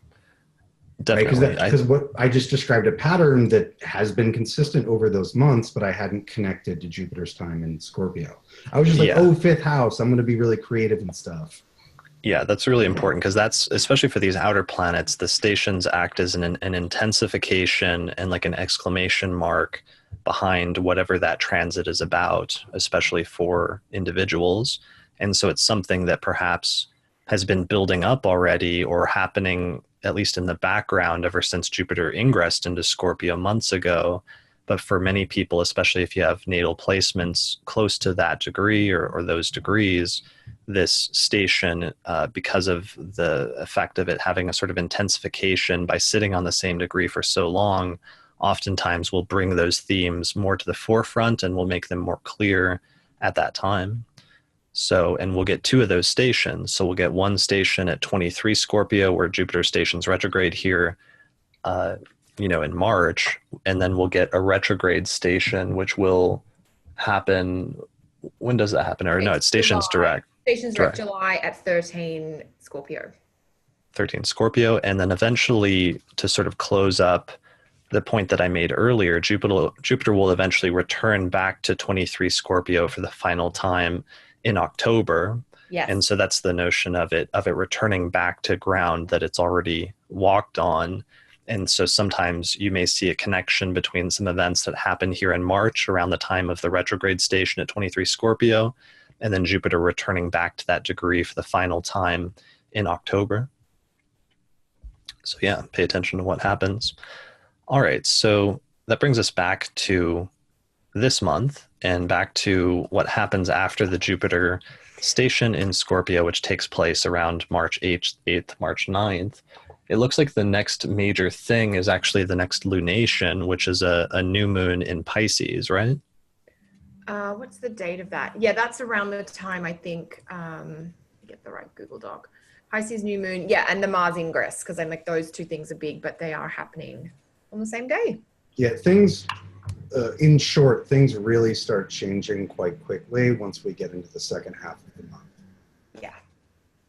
Yeah, so this is second half of the month, and it basically gets started. I mean, the new moon does act as the dividing point, I think, in the month. So the new moon takes place at 27 degrees of Pisces on March 17th.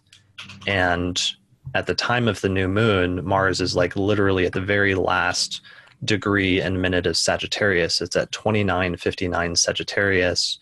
And then just a little bit later, like within an hour or two of the new moon, Mars makes its ingress into Capricorn. And the moon, the very new moon squares Mars in Capricorn only a few hours after that new moon. So we get introduced to Mars in Capricorn immediately.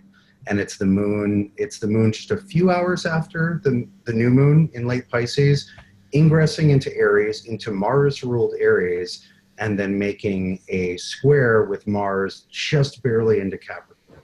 And of course, the square is Mars's aspect. So we're introduced to that actor quite thoroughly, quite early.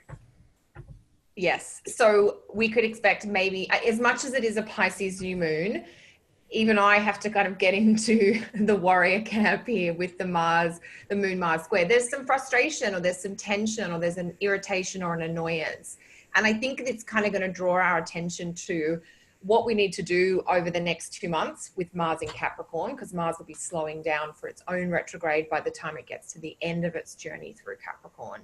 But the other thing that Mars in Capricorn serves to do is tie into the longer trend of Saturn in Capricorn.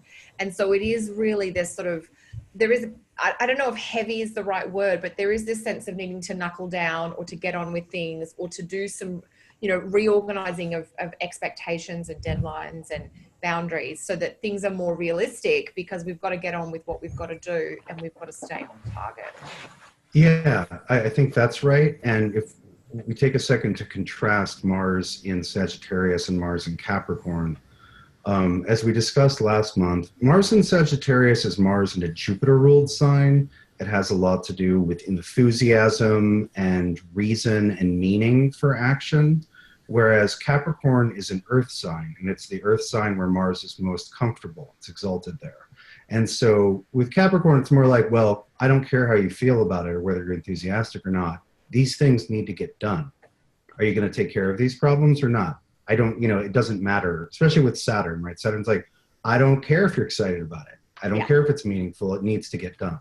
Yes. So it's that idea of the contrast, Austin, I guess, around the responsibilities and the due diligence, and that you've made this commitment, and it doesn't matter if you've now changed your mind. You've either got to honor that commitment or you've got to have a hard conversation about why. Oh, that's yeah. That's a good way to put it in terms of what you've bound yourself to, what commitments you've made. All right, and also what requirements your life has, right? Like everybody's going to have to pay tax, or everyone in America is supposed to pay taxes while Mars is in Capricorn this year. Yes.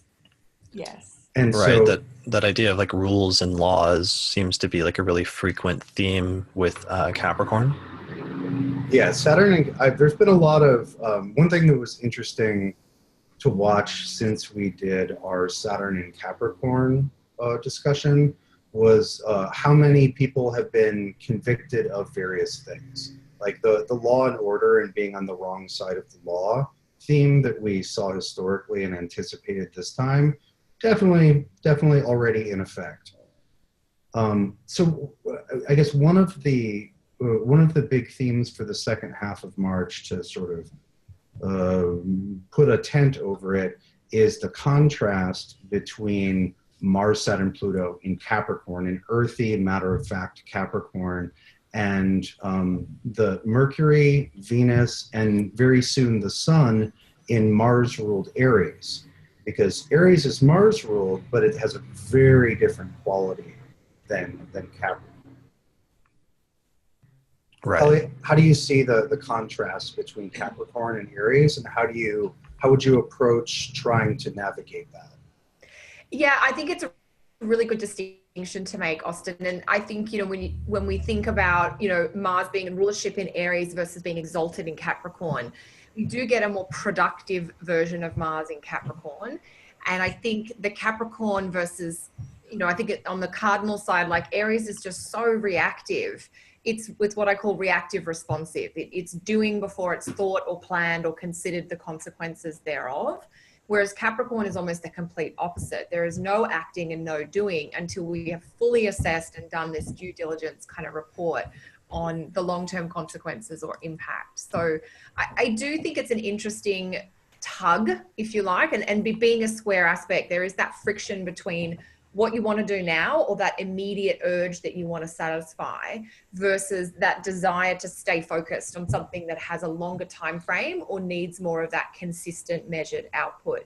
And that, I think, is going to be something that we're all dealing with to a certain extent in this second half of March, even and heading into April, because that Aries sort of Aries Capricorn face off, if you like, is really dominant for that Aries season or Aries month. Yeah, it persists well into April. I think that there's, how should I say, an acute danger of recognizing all of the things that need to be done. Oh, I should have done this earlier, all this Mars, Saturn, and Capricorn stuff, and then going into full Aries adrenalization mode to try to get it all done. But that's not the Saturn pace. And so that means burnout, because we basically got a month of this Capricorn Aries tension, and you can't keep it at 11 for a full month. And so, like I think you were alluding to, pacing is going to be a real challenge here.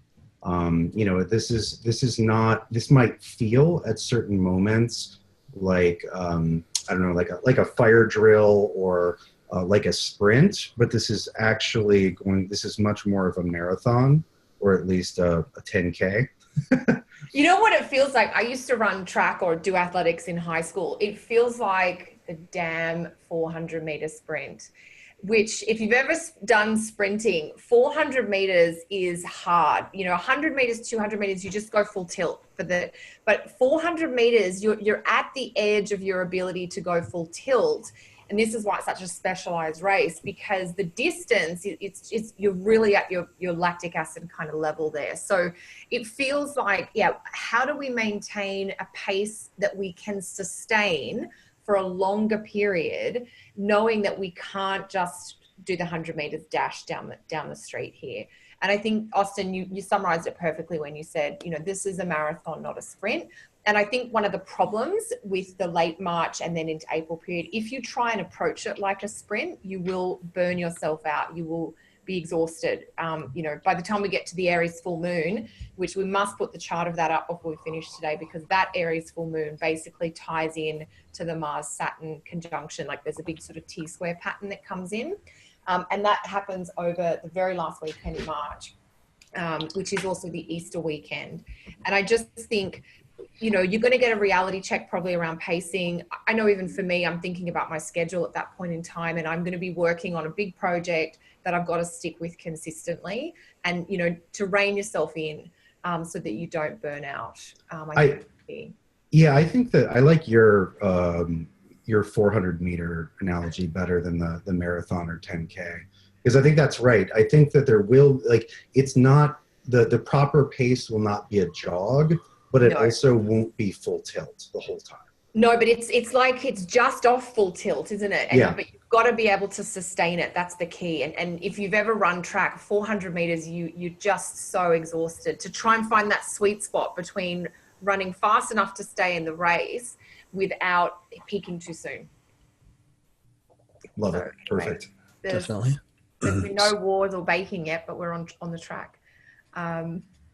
So as you said, Kelly, jumping forward, because that lunation is one of the last big things that happens, but there are a couple of things between then. Yes. So the first is the sun, of course, makes its annual ingress into Aries on March 20th. So the sun catches up with Mercury and Venus and Uranus, which are already in that sign. And then shortly after that, Mercury stations retrograde at 16 degrees of Aries by about March 22nd, March 23rd. So basically Mercury retrograde for the next little while, for the next couple of weeks, or that's the start of a Mercury retrograde towards the end of March here. And then, pretty much that lunation, Venus eventually departs from Aries and ingresses into Taurus about around March 30th, March 31st. And then at that point on March 31st, we also get the full moon at 10 degrees of Libra, which is that lunation that you were just talking about, Kelly, which ends up creating a T-square with Mars and Saturn, which are at about 7-8 degrees of Capricorn at that time, squaring the sun and moon, which complete their opposition at 10 degrees of Libra in Aries. Yeah, I think it's always interesting when we do get a full moon nearer to a solstice or an equinox anyway. And then there is, I was looking at this, I'm like, oh, Libra full moon, and I'm getting all excited. It's ruled by Venus in Taurus. And then I look at the chart a little bit more and I was like, shit. Right. The Mars Saturn, sorry to be a little bit crude to our listeners, but I was like, that Mars Saturn interference, foul play there at the free shot line or something. There's aggravation. It's the full moon anyway, and now it's a full moon square. We've got the sun conjunct retrograde Mercury, and they're square to Mars and Saturn. So there's frustration. You run into the brick wall, basically, I think. I'm interested to hear what you guys think about this too, though.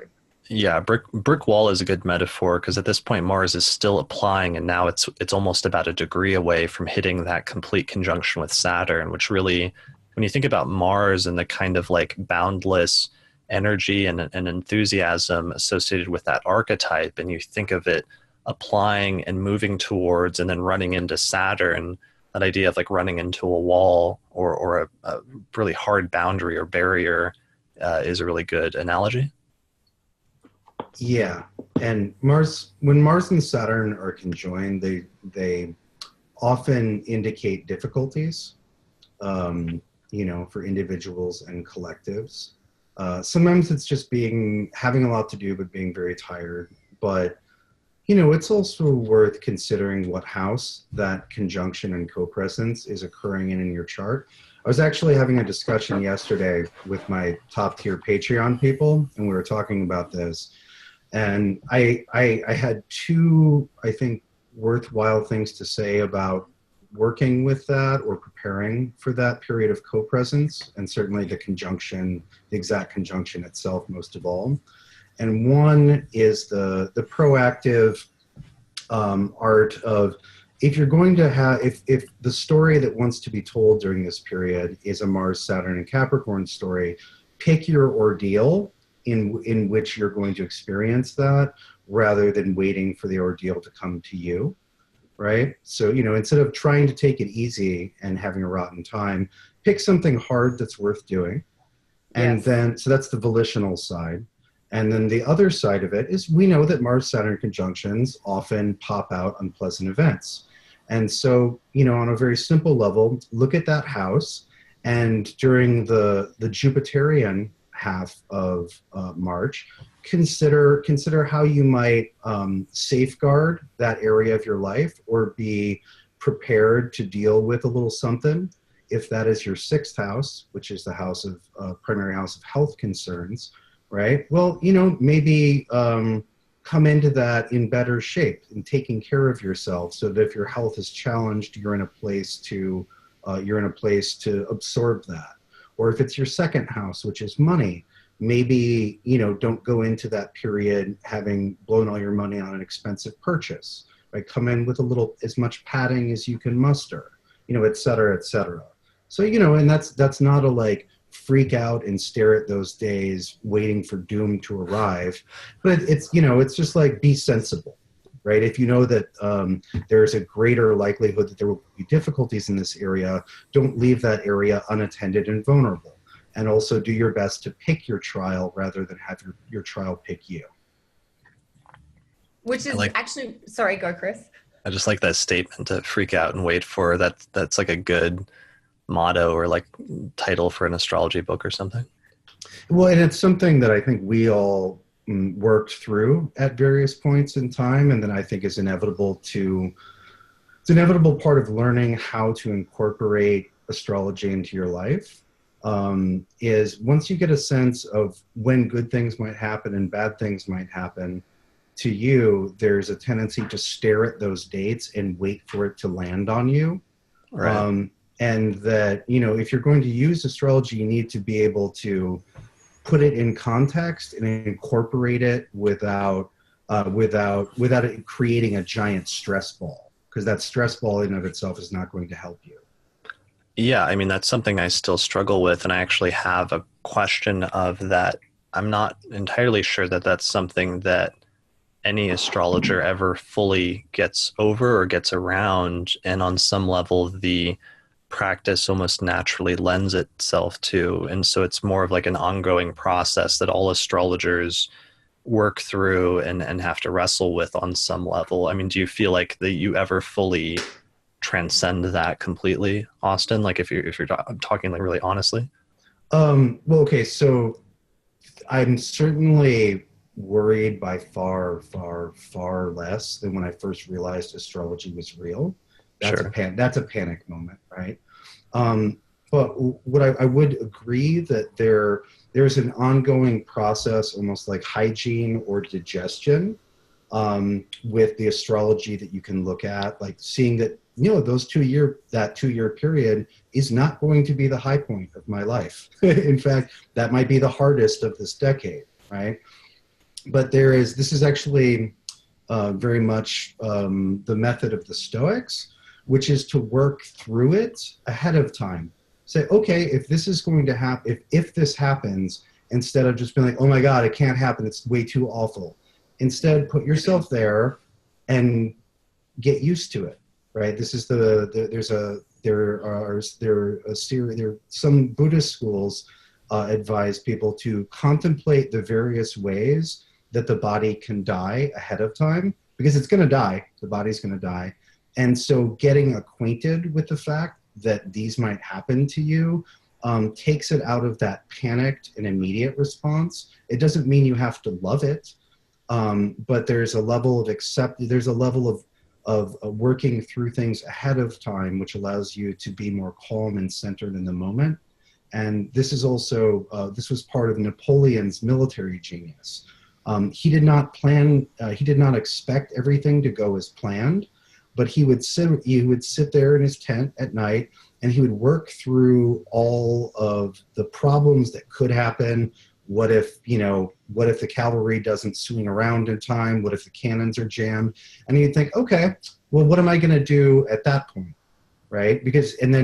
So when he came to those inevitable moments of chaos, he'd already thought through them. I was like, okay, I have these options at this point, rather than being emotionally attached to things going perfectly. And so, our lives are less chaotic than those of a 19th century general, but we can still apply that. If you're afraid of something, sit with it for a while. And there are, of course, situations that are terrible, but most of what we're afraid of is actually not that bad when it happens. It doesn't end the world, right? Because we have an emotional response, which is, oh my God, that can't possibly happen. That'll shatter everything. But these things happen and they don't. And you have to sit with things a little bit in order to get through the panic. Right. Yeah, and I understand that was actually the original purpose for astrology. It's one of the things I noted in my book, that literally the only philosophical statement that all the astrologers agreed on, at least in the Greco-Roman period, was this very Stoic idea that the purpose of astrology is to get used to the things that you have to accept about the future so that you can come to terms with them and not be extremely depressed when they happen or extremely overjoyed when they happen or what have you, but you develop a certain amount of balance and sort of equilibrium that you can approach all events in your life with.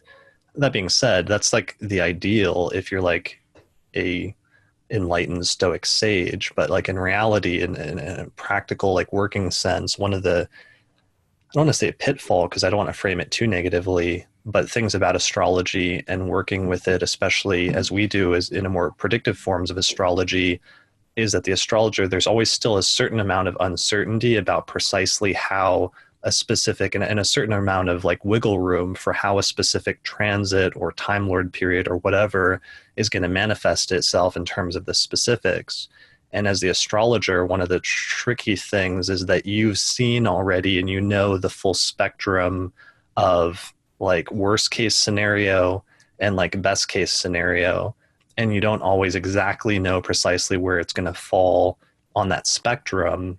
And that uncertainty in and of itself can sometimes be troubling. And I've seen that and sort of almost sat and thought about and like meditated on that uncertainty and the things that it raises in one's mind as you're thinking about it in anticipation, and the extent to which that's helpful or not helpful, or how astrologers sort of deal with that.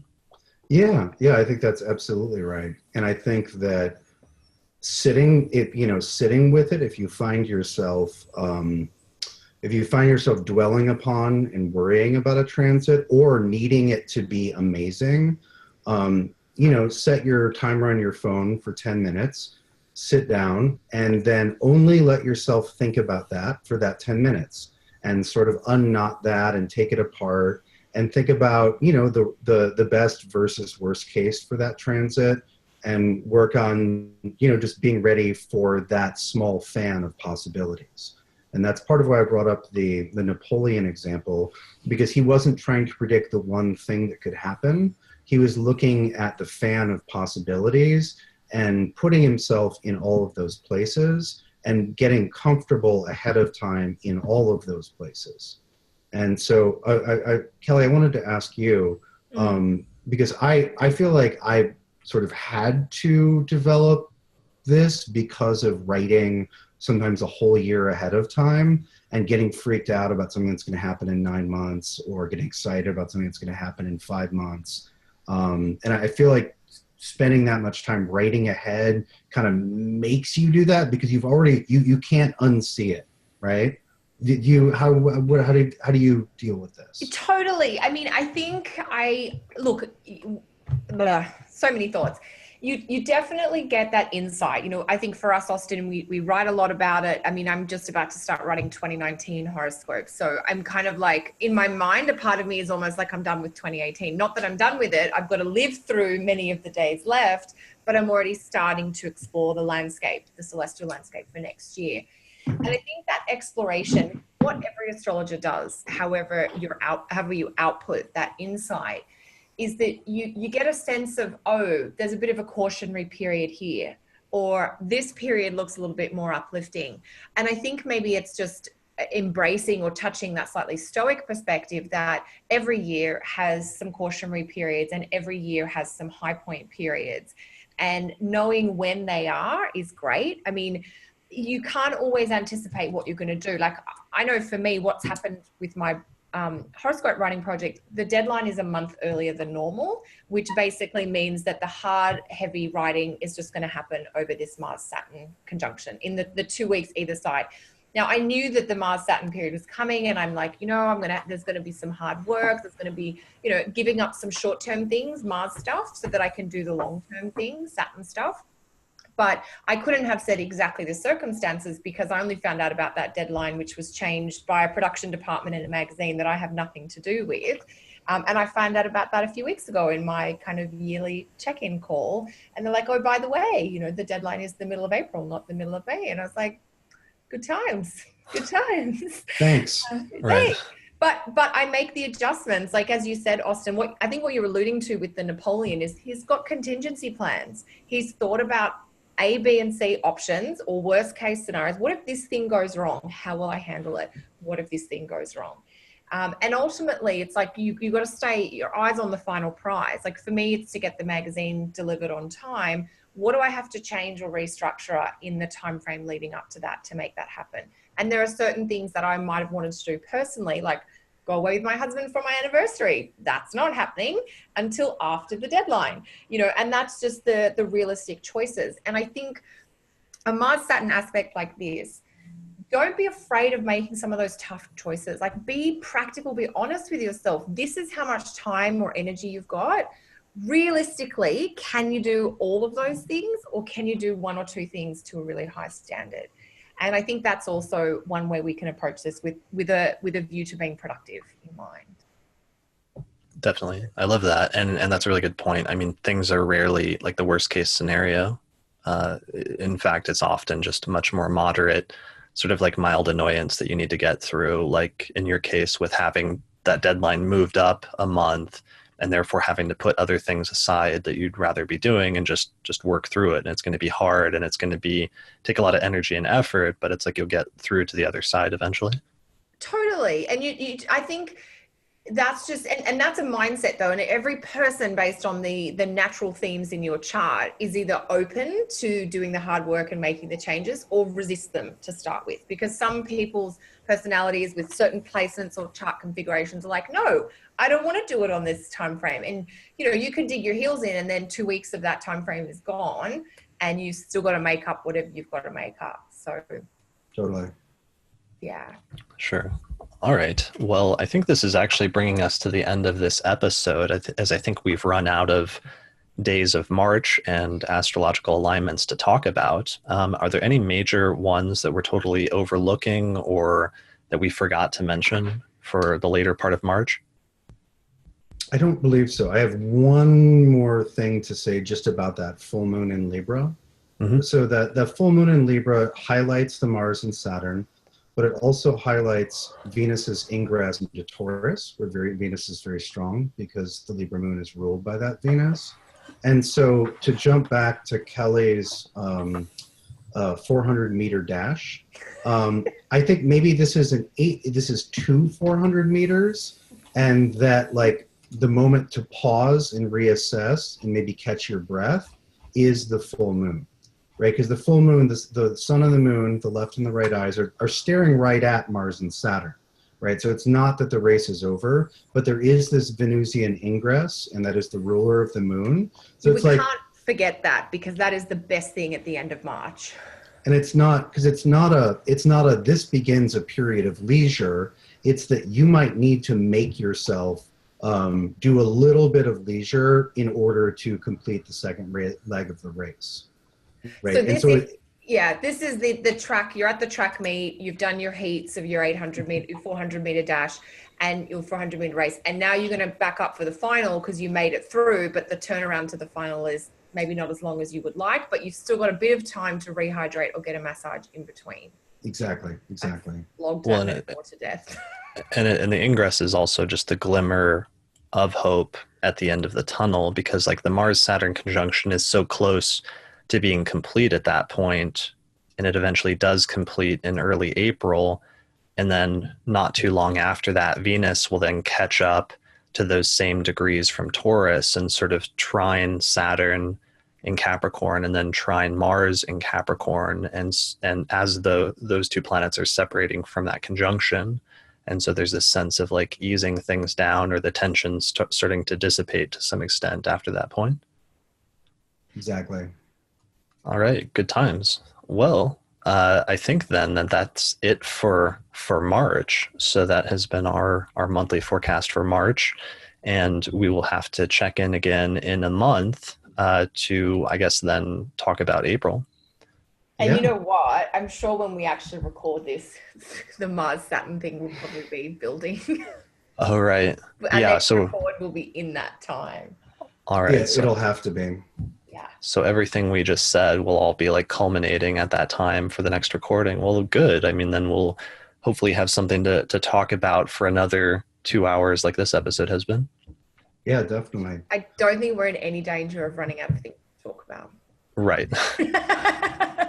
So Kelly, do you have anything coming up this month? You doing anything? You know what? I don't have any special events because I'm going to NORWAC. I'm doing the NORWAC conference. I'm not doing any other teaching this month. That's in March. Yeah, the NORWAC conference is 2 months early this year to accommodate UAC. So it will be the weekend, basically the 23rd to the 25th of March in Seattle. So if anyone is going to be in the neighborhood, come on down. Awesome. And what about Austin, you, Austin? You got any classes or anything? Yeah, I have 2 webinars that I'm doing this month. One of them is on Saturn and Capricorn, and it's I believe I titled it "The Grimoire of the Grumpy Goat: Magical Approaches to Saturn and Capricorn." And so that's going to be a combination of remedial approaches to Saturn and Capricorn, as well as active magical approaches. We'll be looking at some recipes from the Picatrix, and we'll also be looking at certain planetary remediation strategies from Geotish for, actively working with Saturn and Capricorn. And then I'm also doing a webinar on the astrology of generations. And this is something that I know all 3 of us are interested in and aware of, but I just keep seeing these kind of terrible articles about millennials and Gen Xers and all of that. And astrology has, if we use the outer planets, particularly Pluto, we have a very elegant system for looking at generations and generational qualities. And so I've been meaning to write it up for literally 4 years. And I figured I just have a webinar and talk about it and explain it. Like, here's astrology's take on that. It's pretty elegant, and it actually fits things better than a lot of the discussions that I hear online. And then not this month, but beginning in April, I'm beginning another 8-month round of the fundamentals of astrology. So that's my 0 to 60 class. 0 to 60 in 8 months. The acceleration is not intense, but that's because it's a process. You don't learn astrology in one cool webinar. You don't obtain proficiency. You can learn about astrology in a cool webinar, but to become proficient, it takes a while. So I'll be gearing up for that to begin in April, and enrollment is open. Brilliant. And people can find out more information about that on your website, which is austincoppock.com, right? Yep. I forgot one thing. I'm doing a free talk at the AYA on Wednesday night about how to set up your business as an astrologer. Oh, that's awesome. That Very would be nice. a great talk. And is that a free talk or donation? It's free, yeah, through their Wednesday night drinks thing. So I think it's just find the AYA on Facebook, basically. Right. Or their website is like youngastrologers.org, I believe. I believe so. You guys will be able to tell us. Good. All right. We should know, right? I was just thinking. Right. Just do a Google search for the Association for Young Astrologers, and you'll find their website, and there you'll find the link to Kelly's free webinar on that, which would be great for everyone to attend if you have even a passing interest in pursuing astrology professionally or doing consultations at some point. Yeah, we're going to talk about how to set rates for consults, if you're doing writing gigs, how to price it, so just a few ideas about the business side of it, which is so critical to getting started. So, yeah. Definitely. And as for me, the only thing I have is I'll be back to doing the podcast next month. And I recently released, I meant to mention, a webinar that I just did that's 2.5 hours long on zodiac releasing from the lot of Eros and how to use that technique in order to divide up your entire life into chapters and paragraphs with respect to relationships, and specifically to identify different periods that are auspicious for relationships and in which relationships are more likely to happen, including major transitions in your love life. So it's a pretty cool technique, and I'm glad that I finally got a chance to do an up-to-date webinar on it, because it's been one of my main timing techniques that I've developed over the past decade. Nice. Excellent. I caught a little bit of that live, and I'm looking forward to the recording. So thank you for all your hard work. Awesome. Cool. And I'll put a link to that in the description page on the Astrology Podcast website. And otherwise, yeah, thanks everyone for listening. Thanks to our live audience of patrons who attended. I appreciate it. And you got to see some of the behind the scenes stuff as we dealt with technical issues, which I'm sure was fun. So yeah, if you, as always, if you enjoy the podcast, please, and you're listening to it on iTunes, please go to iTunes and give us a good rating, since it'll help other people to find it. If you're interested in supporting the podcast, then please consider becoming a patron on our page on Patreon.